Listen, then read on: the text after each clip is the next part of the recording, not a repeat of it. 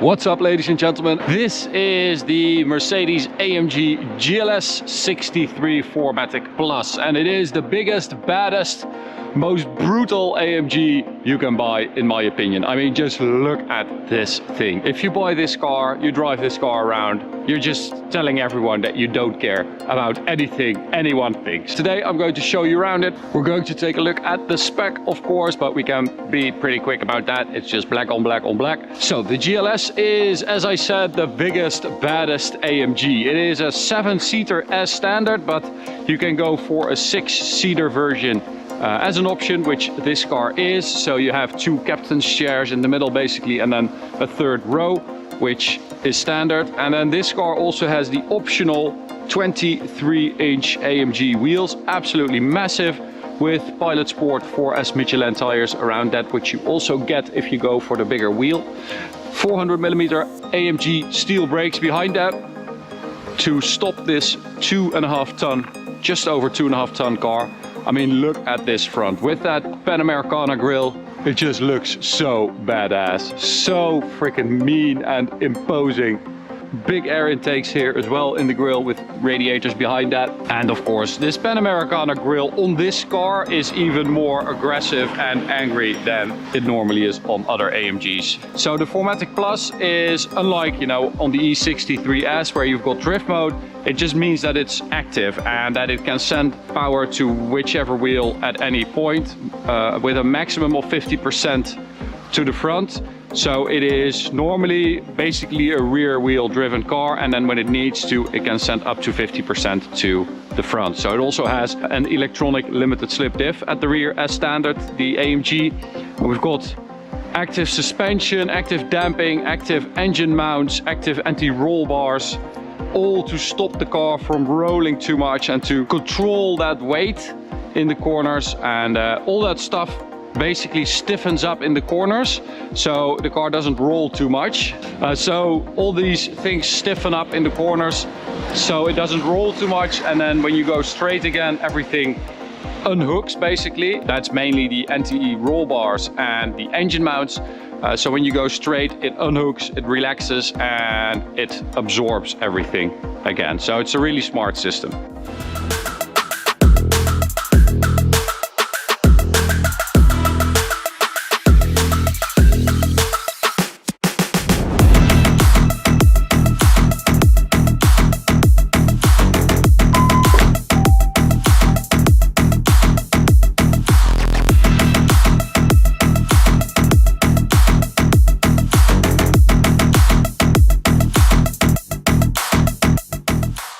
So boot space, of course, is limited if you have the rear seats up, but if you have them down, you have like 890 liters. So that is nice exhaust as well.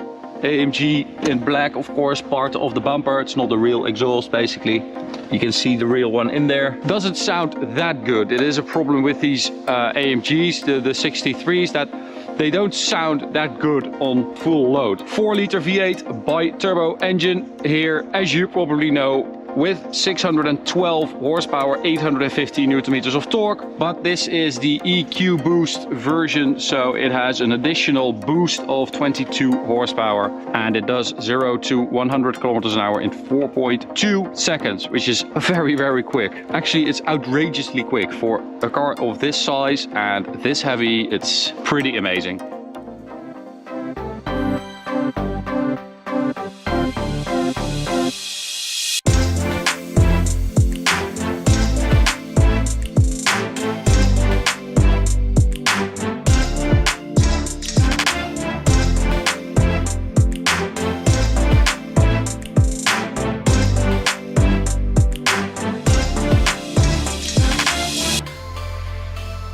Show you guys the rear seats. So as I said, we've got these captain's chairs basically, so you can sit with 4 adults.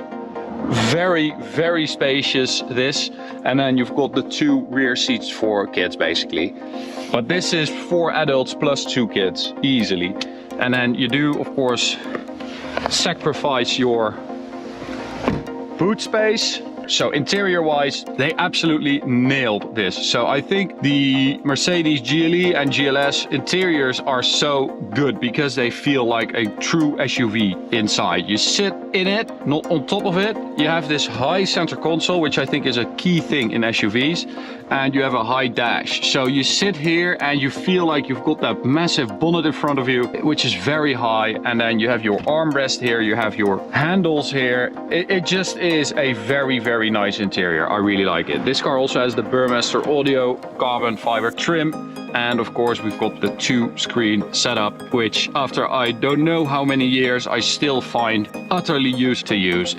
I know where everything is, I know how everything works, but still after all these years, still don't like it. That's it. We've got a massive panoramic roof as well, which we've got closed for the most part because of the weather. As you can see, it is 45 degrees outside, so it is really, really hot. So the starter motor is also part of that mild hybrid 48 volt stuff. So it's super, super quiet, and you can also use the coasting, and it basically decouples the entire drivetrain, and you're just gliding, sailing to save fuel. I don't ever slow up, no I don't take shit. I got no love for the fakeness. If you wanna play tough and wanna hate this, I'll always show up and make a statement. I don't ever slow up, no I don't take shit. I got no love for the fakeness. If you wanna play tough and wanna hate this, I'll always show up and make a statement. I don't ever slow up, no I don't take shit. I got no love for the fakeness. Anyway, 9-speed gearbox, put it in first gear. Alrighty, so let's take it for a drive towards the Autobahn and see what it feels like, because we don't really need a twisty road to make this car shine. It is at its best when you're not extracting everything from it. When you just leave it in comfort, maybe open the exhaust, of course that is nice, and you just have that V8 with that incredibly comfortable air suspension, even though we've got these 23-inch massive wheels. You do feel it sometimes on like potholes and stuff like that. You can feel that it's a big wheel. All right, so at the Autobahn, let's hit Sport Plus. Brake launch, you don't have launch control in this car, so little boost and then let it go. Oh, you do get quicker shifts, so the car does know that you want a launch.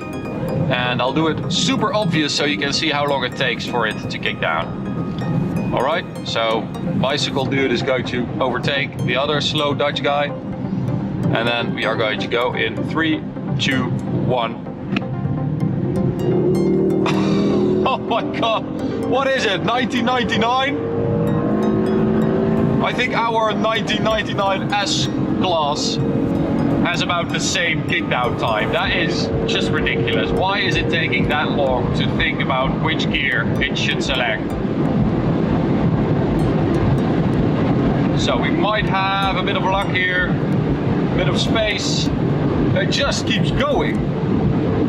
Man, that is seriously impressive. Honestly, this is a big heavy car and it just is relentless. 290 speedo, 291. I mean, that is pretty impressive, right? Just the invincible feeling you get when you sit here. The sound, the looks, the presence, the character, and the speed are all so nice. It's such a cool combination of different AMG things and then wrapped into this massive, really, I mean, this is a really good car to take on holiday. One of the best, probably.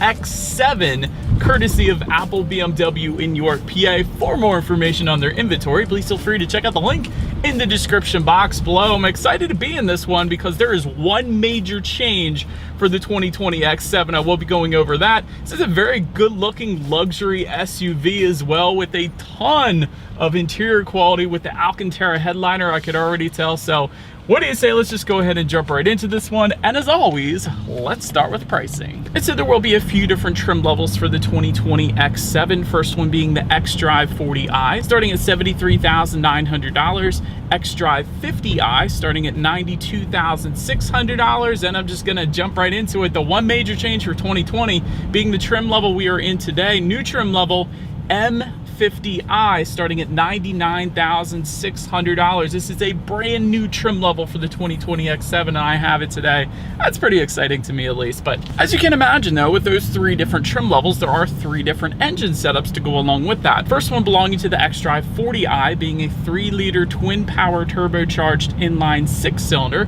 putting out 335 horsepower at 5,500 RPM, 330 pound-feet of torque, available at 1,500 RPM, power sent to all wheels. This is an all-wheel drive configuration regardless of which trim level that you go with, through an 8-speed automatic with paddle shifters, producing a 0 to 60 time for that engine setup approximately 5.4 seconds according to Motor Trend. That's very impressive for a 3-row SUV, especially for the base engine setup. It's even more impressive. But MPG numbers for that one, 20 in the city, 25 on the highway. Next engine setup belonging to the xDrive 50i. This one is going to be a 4.4 liter twin power turbocharged V8, putting out 456 horsepower at 5,250 RPM, 479 pound-feet of torque, available at 1,500 RPM, sent to all four wheels. Once again, same transmission, 8-speed automatic with paddle shifters, 0 to 60 time, 5.2 seconds according to BMW, with MPG numbers coming in at 15 in the city, 21 on the highway. A little more power there. But then the last engine setup, the current one belonging to the M trim level, the one we have today,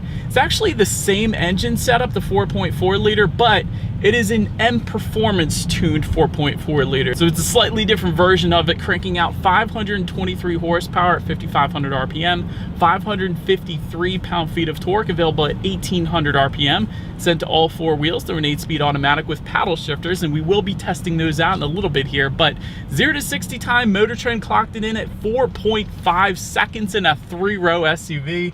That's a beautiful thing. With MPG numbers coming in at 15 in the city, 21 on the highway.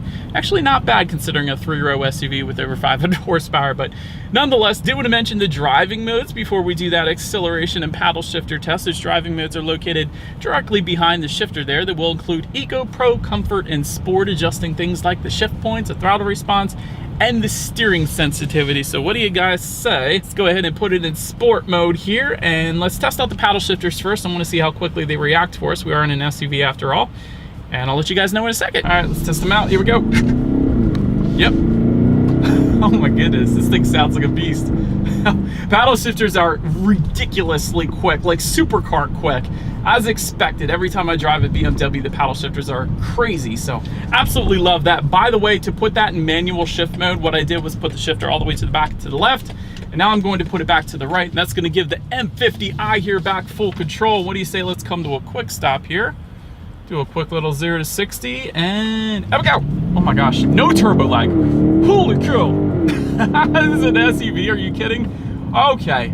You can feel it in your stomach without a doubt. The M50i is absolutely wonderful in the X7. It feels like 0 to 60 in 4.5. The best part about it, there's no slipping. I drive a Mustang GT, so sometimes when I hit the gas, I slip. But with an all-wheel drive setup like the xDrive all-wheel drive system by BMW, there's no slippage whatsoever. So it's instant power to the ground, instant acceleration, and again, like I said, no turbo lag on this one, instant acceleration there, so absolutely wonderful. But so anyways, as always, to go along with that acceleration, braking is equally important. And so as expected, you will find 4-wheel ventilated disc brakes. I did want to add to that though, the M50i that we have today does add M Sport brakes.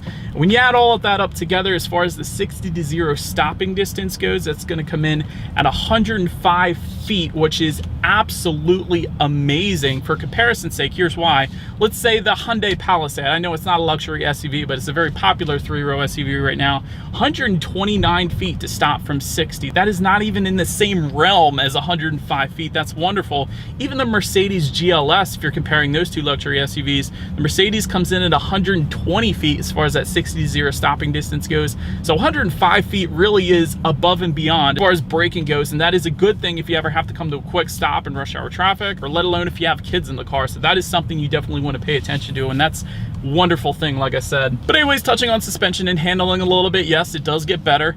Independent front and rear suspension, that's pretty basic, but all trim levels will also give you an air suspension. Yes, I'm even talking about the X-Drive 40i. Air suspension is important because whenever you see that, you know the ride quality is going to be absolutely wonderful. And it is, by the way, the ride quality is wonderful in this one. But not only that, BMW takes it a step further and gives it an adaptive damping suspension as well, again, for all trim levels, even the X-Drive 40i. But what that does is that gives you the best of both worlds. It tightens up the suspension during heavy cornering, giving you better handling, but it also monitors each shock absorber individually, giving you a smoother ride. So it's going to detect things like I'm about to hit a manhole.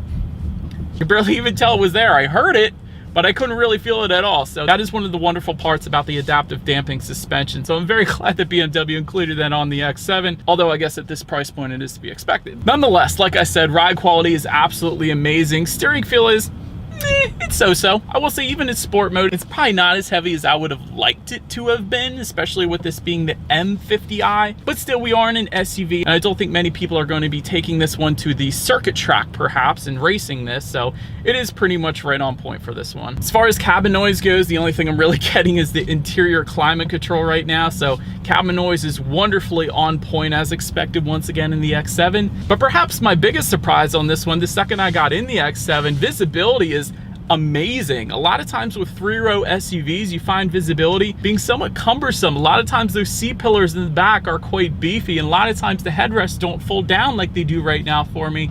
So I can see absolutely beautifully out the back, really one of the best, if not the best, when it comes to 3-row SUV visibility at least. So I love that. To go along with that, rain sensing windshield wipers come standard, and there is a head-up display that I'm currently looking at. That is going to come with the X-Drive 50i, the M50i, and there's actually a premium package for the X-Drive 40i. You can still get it there as well. But that's going to give me the speed limit as well as the speed I am currently going displaying up on that windshield there. So it's going to help you better keep your eyes on the road. So again, visibility plus there as well. But that about rounds out the performance segment of this review, you guys. What do you say? Let's go ahead and take a look at the exterior of this brand new 2020 BMW X7. All right, here she is, you guys, the 2020 BMW X7, finished in mineral white metallic. If anybody was curious about the exterior color name. Let's go ahead and start up front here. Large active kidney front grille with active shutters behind that front grille that are closed right now. And what they do is they open and close. If engine cooling is needed, they'll open. If engine cooling is not needed, they will go ahead and close themselves. So it's a pretty cool little design there. Chrome grille surrounds are going to come standard with the non-M trims. However, what you were looking at right now is like a satin chrome bronze kind of grille surround. So it definitely looks good up there. And that's specific to the M50i, of course. And also the M50i will give you a revised front bumper with nice beefy air curtains in the bottom two corners of that front bumper, so they definitely look more aggressive up there. To the sides, adaptive LED headlights coming standard. They will come with the automatic feature, meaning when it starts to get dark out at night, they're going to turn on automatically for you there. Also automatic high beams coming standard, LED fog lights standard for all trims, LED daytime running lights as well. And if you wanted that BMW laser light technology that we do have here today, that is going to actually come standard with the M50i. Essentially what that is the brightest illumination allowed by law. So that is definitely going to help assist you at night. We'll be driving at night knowing you have the very brightest lights that are available at this current time. But anyways, that does it for the front. Let's go ahead and make our way to the side of the X7 here. So to start, satin aluminum roof rails will come with the X40 and X50i. Gloss black roof rails are going to come with the M50i. That's what you're looking at right now. Satin aluminum window surrounds for the X40, X50. Gloss black window surrounds for the M50. Then when it comes to those side mirrors, they typically will be body colored power adjustable side mirrors that will come heated with LED integrated turn signals. However, with the M50i, you will find that satin bronze finish that is actually continued down along the side skirts, along with the accenting in the front fender as well. But it definitely makes a statement, definitely looks good there. And that actually ties together with the wheel color as well, and I'll get to that in a second here. Another thing I wanted to mention though is running boards are available for an additional $400 if you wanted to go that route. Another really cool thing about the X7 is the soft closed doors. That is actually going to come with the X50i and M50i. It's going to come with a premium pack for the X40i. But essentially what that is if you do not close the door all the way by accident, or if you just want to make sure that is 100% closed every single time, if you just get that door close to being shut, the X7 is going to kind of suck it in like a vacuum essentially. So it's going to shut the door for you. It's pretty darn cool. Mercedes-Benz does that too, but I always get a kick out of that. And take a look down at the wheel setup though. 21-inch Y-spoke alloy wheels with run flats come with the X40 and X50i. 22-inch V-spoke alloys with run flats are going to come with the M50i, and that of course is what you guys are currently looking at right now. And again, they're going to come with that satin bronze finish that I definitely am a fan of. But let's go ahead and make our way to the back here. Shark fin antenna up top, rear spoiler with an integrated brake light, rear window wiper back there as well. Of course, with our M50i, we have that M badging in the back, definitely looks good. And we do have that satin bronze bar that ties together the two taillights. That's going to be replaced with chrome if you were to go with the X40 or X50i. LED taillights also coming standard on this one, regardless of which trim level that you go with. But perhaps my very favorite part, let's check it out. Integrated dual exhaust outlets, meaning they're built into the rear bumper. I've always loved that BMW does that. And again, we got the satin bronze tips that look so good. Otherwise, it's going to be a chrome perimeter, but really the tips are actually inside that little enclosure. But nonetheless, I do believe you guys know what we have to do next. I do think this is going to sound good because we have the M50i, but let's go ahead and take a listen. As always, here is that exhaust clip.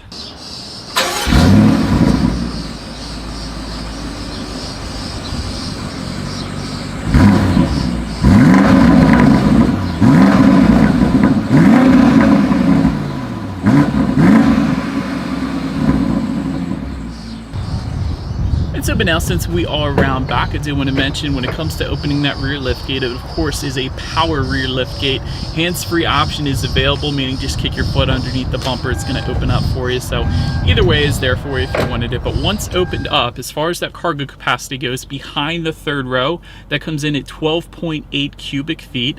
With that second row folded down, that is going to come in at 48.6 cubic feet. And with all rows folded down, that comes in at 90.4 cubic feet. Which quite honestly is a substantial amount. Cars like the Honda Pilot, I know, have 84 cubic feet. My 3-row Hyundai Santa Fe has 80 cubic feet, so definitely 90 cubic feet is a decent amount for a 3-row SUV. But also in that cargo area, you can find LED cargo lighting. Most of the times you don't see LED back there, so that's good. In-floor storage and quite a bit of it back there as well. Tie-down anchors, there's a 12-volt power outlet, cargo cover. It was quite easy to fold down those rear seats, I will say that as well. So definitely cargo area is very well done, the BMW X7. Making your way to the rear legroom, this is going to be best left for kids. I'll give this a shot for you guys though. For reference, I am an even 6 feet tall. This is how much space I have back there. I will say, even though it's best left for kids, that second row is kind of adjustable, so you can slide the second row up if the second row passengers have some room, so that the third row passenger can be a little more comfortable. So that's an option too if you wanted to do that. All right, so one quick thing I wanted to mention to you guys before I continue. I am in the third row right now. Let me see if I can get down here. There is actually a panoramic moonroof that is located in the third row as well, not just the second row. And not only that, rear passengers in this third row also have heated seats. Just wanted to mention that to you guys. Making our way to the second row legroom though, that comes in at 37.6 inches, and this is really the sweet spot for the X7. There's so much going on in the second row. I absolutely love it. For reference, I'm even 6 feet tall, by the way. This is how much space I have back there. Rear ventilation comes standard for all 3 rows, and by the way, the X7 seats either 7 or 6. The back row is always going to have 2 seats, but the center row can come with bench seating or captain's chairs. That's going to be your pick there. Rear phone charging ports also come standard, and that's going to be what those little things are on the back of the front seats there. Rear window sunshades are going to come with the premium package, so they're available for you as well. 5-zone climate control is also available. That's pretty crazy. Heated rear seats are going to be available with the cold weather pack, which we actually do happen to have today. That goes for $1,200, by the way, but gotta love spoiling the rear passengers a little bit with those heated rear seats. That's definitely a good thing. And perhaps my favorite part, yes, the seats are comfortable, but the headrest, whether it be the front or the back, they're like little pillows for your head. They're some of the most comfortable headrests I've experienced in quite a while here in the X7, so definitely a very comfortable setup for those rear passengers. But let's go ahead and make our way to the front seats now.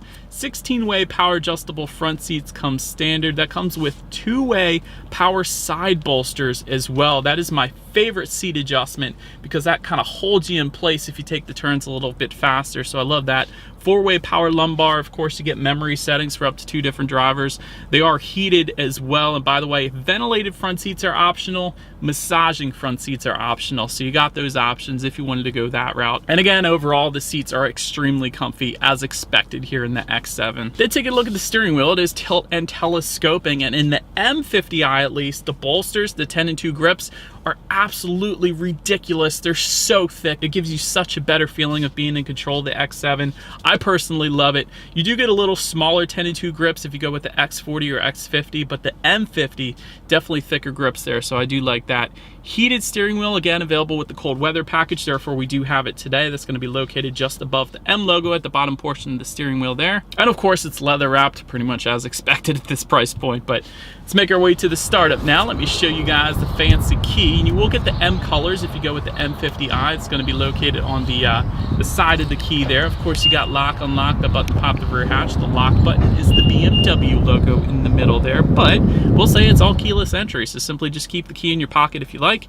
Walk up to the X7. There is a push button start located just to the left of the shifter, so I'm just going to put my foot on the brake and press that engine start button there. And so once started up, if you're wondering about that digital gauge cluster, yes, it is standard across the board. It is a 12.3-inch digital gauge cluster. X40i, all trims will get it. You can adjust a little bit on it by using the steering wheel mounted controls on the right side. It's also going to give you your navigation information front and center. We're not really on a road right now, so you're not going to be able to see it really. It's also going to tell you how many miles you have left until you hit empty, apparently. That's what it's showing me right now. Also going to tell you your driving modes. And honestly, there's a ton of other information, a little digital speedometer up there if you wanted it. So a very nice digital gauge cluster up there. But now let me get to my favorite part. Overall interior quality, of course, the first thing you notice the second you get in any BMW, panoramic moonroof comes standard, by the way, on all trim levels. However, there is an LED Sky Lounge roof that is going to come with the executive package, and that essentially gives you LED lighting located surrounding the panoramic moonroof. And actually, it has a little design on the moonroof itself. It kind of makes it look like stars at night. The last X7 I reviewed last year did have it. It was absolutely a wonderful thing. So definitely a huge fan of that option. That's part of the executive package for $4,100. Alcantara headliner is optional for $1,000. That's what we have today. Ocean blue headliner is available. How many times do you see a vehicle with a blue headliner and a blue interior? That's the one I would pick if I were to get the X7, quite honestly. Universal garage door opener can be found on the bottom portion of the rear view mirror. That's for up to 3 different garage doors. Wireless phone charger comes standard. 4-zone climate control comes standard. The 5-zone is optional. Executive package, though, also gives you glass controls. That is what we do have here today. So if you look at the volume knob, that's going to give you glass controls, the shifter itself, the circular dial beside the shifter, and the push button start. And I absolutely love the glass controls. You never see that on any other vehicle out there. So I'm a huge fan of that too. Heated and cooled cup holders coming with the executive package as well. You almost never see that on vehicles out there. Love that. Ambient lighting coming standard as well. There's genuine wood trim that comes standard on every trim level of the X7. There's nice leather finishes with contrast stitching found up on the dash here. And again, when you pair that up with the Alcantara headliner, it feels like you were in a Lamborghini or a Ferrari or a BMW, really, I should say, because the interior quality, BMW is always known for absolutely killing it when it comes to interior quality. And there is a little storage up here in front of the shifter. That's where you're gonna find those cup holders, USB charging port, 12-volt power outlet to access the center armrest, which, by the way, is optional heated. You can get that center armrest heated with the cold weather package. I forgot to mention that.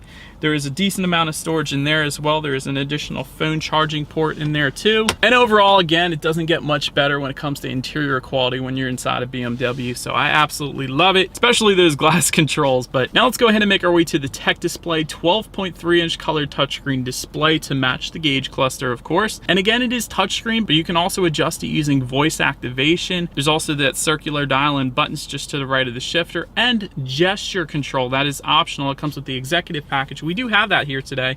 So to turn the radio up, for instance, if I just circle my finger in a clockwise rotation that is going to turn up the radio, and vice versa to turn it back down. And there's a bunch of other stuff you can do with gesture control too. It's pretty darn cool. I love it. But anyways, Bluetooth and audio streaming comes standard, Android Auto, Apple CarPlay, factory navigation comes standard. But perhaps my favorite part about this tech display is what is called experience modes that gives you executive, expressive, and well-being. Essentially what they will do is adjust the ambient lighting colors, climate control settings, seat ventilation, sun protection, meaning the panoramic moonroof, it'll close that for executive mode, for instance.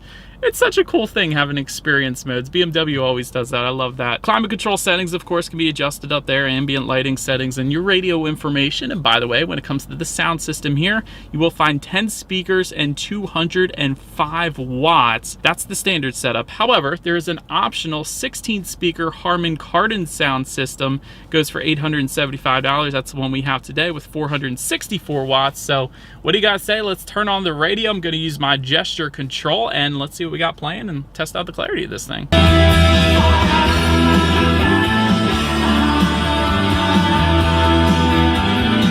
Definitely a very nice sound system. Not the best song to showcase bass or anything like that, but certainly more than enough of a sound system for the X7. My favorite sound system is still Bowers & Wilkins, which BMW does offer in some vehicles, but Harman Kardon is definitely where it's at too. So no disappointments with that Harman Kardon sound system there. But last thing I wanted to mention to you guys on the tech display at least is when you do put the X7 in reverse, you will find a rear view camera for all trim levels, of course. Parking assistance package is going to add the 360-degree view monitor. And that, of course, is what you were looking at right now. There's a couple different angles you can press on that screen as well if you wanted to get a side view or a front view or whatever. So that's a pretty cool little display there as well. But anyways, as always, that is going to lead us into safety. So when it comes to safety, front side curtain airbags will come standard. In the back, you're going to have latch, aka lower anchors and tethers for children for the rear car seats. Tire pressure monitoring system comes standard, auto dimming rear view and driver's side mirror. Sometimes you don't see that in SUVs. That's pretty cool. Some of the more advanced standard safety features are going to include daytime pedestrian detection, frontal collision warning with city collision mitigation, lane departure warning, a blind spot monitor with rear cross traffic alert in the side mirrors, adaptive cruise control, and of course there are some optional safety features like that driving assistance package. Actually gives you partially automated driving support when you're on the highway along with traffic jam assist. So it's kind of going to do the lane centering with the steering wheel, the stop and the go. That's pretty darn cool. And again, the parking assistance package, 360-degree monitor, like I said, parking assistant plus, which is where the X7 parks itself. It actually comes with a drive recorder as well, which records the vehicle's surroundings at all times. So if somebody hits you in a parking lot or somebody looks a little fishy walking around your X7, it gets it all on tape. That's pretty cool. But anyways, as far as my overall thoughts go on the X7, insanely high-end finishes. It really doesn't get much better than the finishes in this X7 here. Standard tech and safety is amazing. Plenty of acceleration for a size. Maybe it's because I'm in the M50i, but I will say I have driven that 3-liter twin-power turbo inline 6 in the X5. Plenty of power there too. So really, any way you go, you're going to be perfectly fine as far as acceleration goes.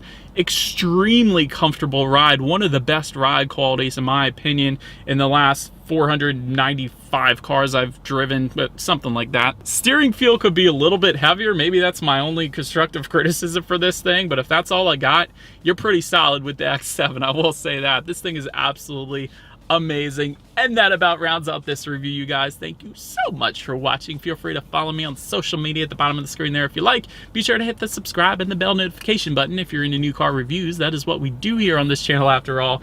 And I do appreciate you guys watching more than you know. I'll see you guys all in the next video. Stay gold.